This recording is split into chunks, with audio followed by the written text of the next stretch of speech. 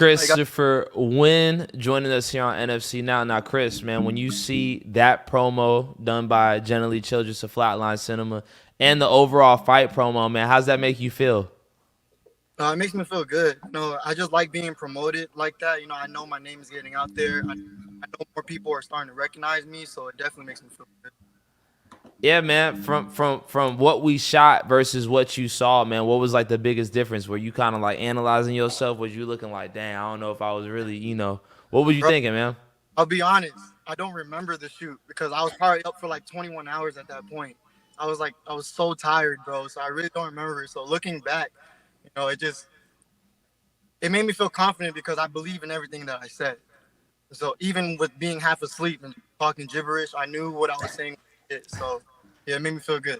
Respect, man. Again, ladies and gentlemen, this is the flyweight champion of the National Fighting Championship, Christopher Nguyen. Chris Nguyen. Chris, man, you got a big fight, your first title defense versus Abraham Perez this Friday. What's it looking like, man? How you feeling? What are your emotions? I'm feeling great. Weight's coming off great. I actually feel better than I did last time. Last weight cut was horrible. But I think we got the routine with it now. I feel really, really good actually. But yeah, as far as the fight, I feel very confident. I got nothing but respect for Abraham. All that. Oh, here to hurt him. It's part of it. You gotta understand this is another man that's been training for 8 to 12 weeks to hurt me. So I can't go in there trying to be his friend. Like I said in the interview, before and after, there's nothing but respect. There's nothing personal on my end. It's just business. And that's exactly why we started the Jesse Wable Amateur Series, to give amateurs like you the opportunity to be the main event or co-main event and all the publicity that goes with it. Where if this was a normal fight card with pro fights, there might be 13 fights and you might be stuck at fight 8, 9, or 10 defending your belt. But it is pretty cool to see you in the main event defending your belt right down the street from your gym. You're the main guy on the podcast tonight and stuff like that. So it is all about like getting you guys experience. My prediction was we're going to have 4 people miss weight this Thursday. That's my prediction with it being Halloween week. Did you eat any candy last night? I did. I will be honest. And it was only because I was at work.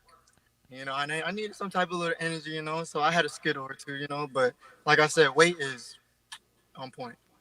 So my prediction's 4, but my prediction is the champ is not one of those 4 that misses weight. Oh, no, not at all. Too professional. Come on. Now, I got to know, man, you are an amateur fighter. You do work. What do you do for work? I actually work at a manufacturing plant in Conyers. It's called Golden State Foods. So I'm making sauces, particularly ketchup. So, yeah.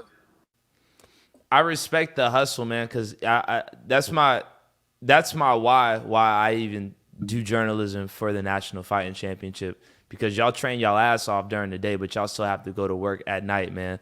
What kind of sacrifices do you have to make every day just to even get to the gym and walk into the cage? Bro, the only people that really know, my mom, my sister, my brother, and people I train with.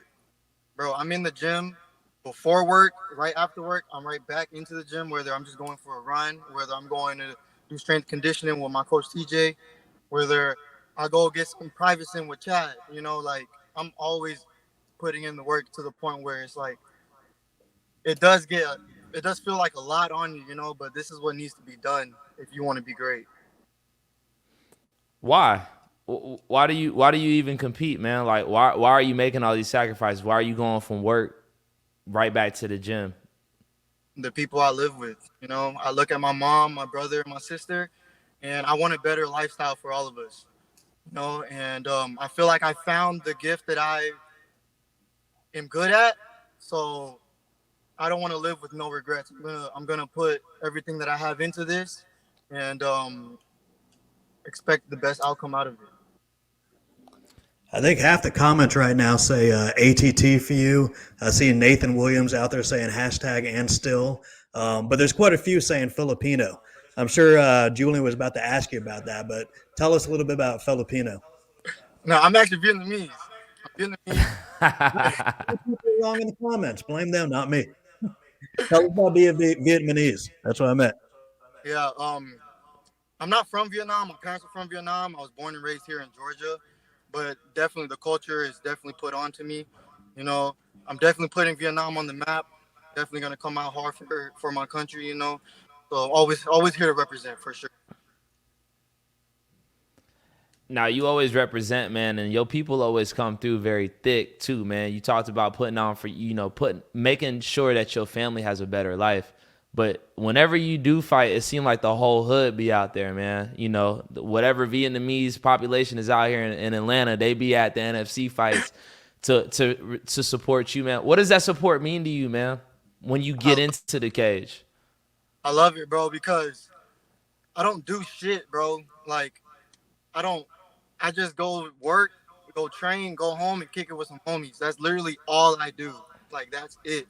So I hear from the same 5 people on a daily basis. So when it is time to go out, and I see that there's 50 plus, 100 plus people calling my name, sending me messages, letting me know that they're watching, it definitely makes me feel good.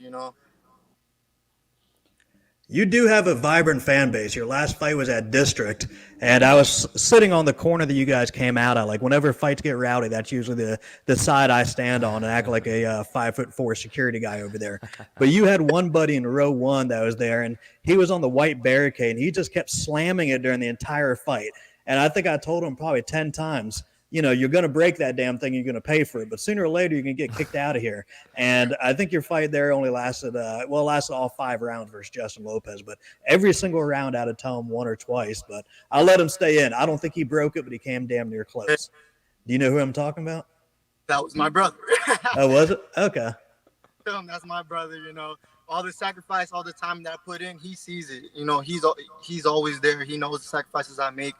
So when he's there, I can't, even when I look back on it, I was laughing. I was like, bro, chill out. But I can't even say that because he knows the work that I put in for it. So that's his time to let all of his emotions out for me. And so I can't even be mad at him, bro. But he definitely needs to not break shit. That's for sure. He definitely let his emotions out for 15 minutes last time. I'll tell you that much. He definitely was super enthusiastic and loud for you. Chris Nguyen headlining Jesse Wable's amateur series for this Friday, November 4th at Tannery Road. Doors at 6, fights at 7. Chris, you're 24 years old. You're on a 3-fight win streak. It's seen, via the Tapology page. You lost your first 2 fights. Now you're on this streak, man. You're defending your belt for the first time. Did you have any pressure coming into this fight, man? Or what are you feeling? No pressure. Only because I guess the way that I'm looking at the fight, I'm looking more of it as a win or learn experience. Not saying I'm expecting to lose, but in this situation, you can't really stress too much on it. On the amateur level, this is all for experience. The one thing I'm worried about is just being safe and having a good time. 'Cause at the end of the day, when I took those, they fucked me up, bro. I was crying. I was hurting. They were both out of state. I felt like I was wasting time, like from the people that went out to go watch me lose. And I had to just understand, no matter what, my friends and family, they're still gonna love me, win or lose. All that matters is that I'm healthy and that me and Abraham can compete again next year, and that we both go out healthy to our families. That's all that really matters to me. Yeah, I mean, looking at your record, I don't see your 2 losses on MMA.tv. I only see 1, but the one I see was to Kevin Nguyen at 864, who's actually now 4-1, and his only loss was to your teammate Shamel Finley. So that was definitely a difficult fight. I don't know who your other loss was to, but you've definitely fought some tough people in your career here. And Justin Lopez 3-1, Abraham 3-0, Kevin Nguyen now 4-1. I don't know what you're going to do in your pro career, but in your amateur career, you're definitely not dodging anybody. No, sir. My final question to you, Chris, man, what you walking out to, bro? I remember us talking about this. No, to be honest, bro, rest in peace, Takeoff, bro. That shit bothered me, bro. Like, bad, dude. Like, I'm not saying he's my homie. I'm not trying to, dick ride him or nothing like that. But, the connection that he is from the same place that I'm from. He from the north, bro. He from the north. He from Gwinnett County, bro. Grayson High School, stand up. I was thinking of walking out to him, but because I'm the last fight, I'm pretty sure there's going to be at least 10 other people walking out to him or to the Migo. And I feel like it won't hit as hard. So I'm still figuring out, but David, you will get that email in the morning for sure. Well, I was going to say also, you are the main event. You are the champion. So if other people want to come out of that same song, I could just tell them, sorry, the champ Nah. already selected it. You got to select another one. I'm not like that, bro. Nah, I'm good, dude. I'll find a song. It's all good. Christopher Went, final thoughts before we part ways and before you defend your title this Friday, November 4th. I just want to thank you, Julien. Thank you, David, for giving me the platform to be able to just represent myself, my team, my family, my country, and just getting my name out there, And to Abraham, if you are taking anything personally, don't, ain't nothing personal, bro. It's just straight business. I know you're doing it for a bigger reason, just like me. Let's just go out there, put on a show, and yeah, let's do it. Ladies and gentlemen, that's Christopher Nguyen, NFC's flyweight champion, ahead of his first title defense versus Abraham Perez this Friday night, November 4th at Jesse Wable's Amateur Series. Yo, Chris, much love, all respect to you, man. Keep doing what you do. I look forward to seeing you on Friday, brother. Thank you, guys. I'll see you guys soon. Hold it down.